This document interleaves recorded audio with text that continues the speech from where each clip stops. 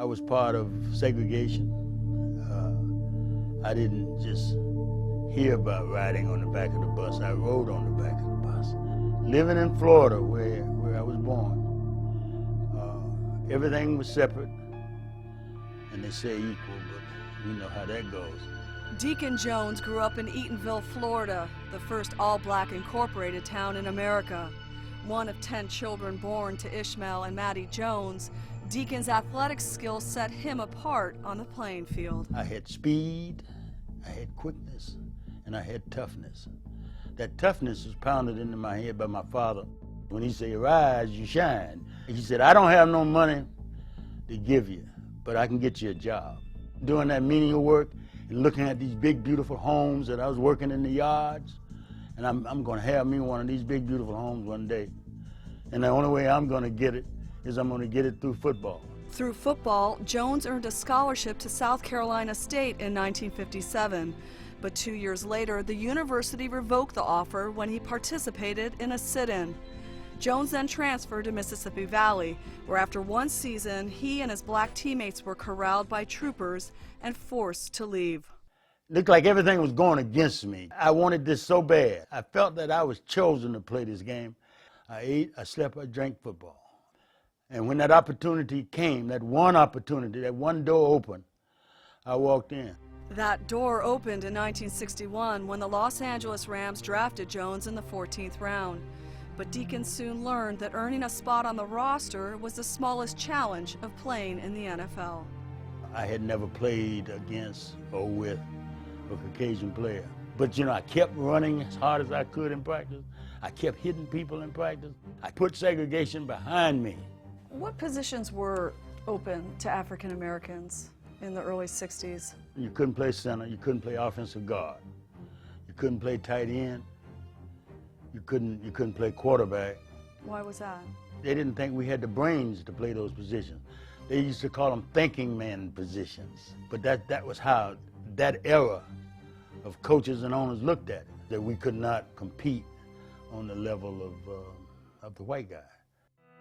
Showing mental and physical toughness, Deacon earned the NFL Rookie of the Year award in 1961. In the following season, a new tackle arrived at the Rams, Merlin Olsen, who along with Jones, Lamar Lundy, and Rosie Greer would form the toughest defensive line the league had ever seen, the Fearsome Foursome.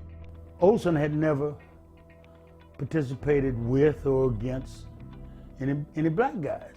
And naturally, the three of us had never participated with or against any white guys. We got to learn to love each other whether we love each other or not. We became not only just a great football line, but 4 great friends. While the Fearsome Foursome grew more united, racial tensions in Los Angeles had reached a boiling point. Now, the Watch Riots came at a time when our whole society was changing. See, Martin Luther King had convinced us that violence was not the answer. So when the Watch Riots came, it was just as strange to us as it was to a lot of the other white people. With the Watts riots, you had to play in a football game. Take me through that scene. What was the Coliseum like? It was scary. You could smell the smoke from burning buildings and hear the gunfire. It not only woke up some of the black guys, but it woke up the white guys also. They found that they're in this fight too. We're all gonna have to fight this one. While the country underwent a social revolution, Jones revolutionized the position of defensive end. At 6'5" and with a blinding speed, Deacon was known as the Secretary of Defense. In 1967, before the league recorded sacks, he racked up 20+. The following year, Jones teamed up with Lundy and Greer on Bobby Kennedy's presidential campaign tour. During the 60s, government didn't supply any security for the candidates. We took on that role because we were these huge guys. He would go to these large rallies without anybody, and that was dangerous. Senator Robert Francis Kennedy died at 1:44 a.m. today, June 6, 1968. Although we had lost a warrior, the fight had just begun. We're in the midst of the fight. We've cleaned up a lot of it.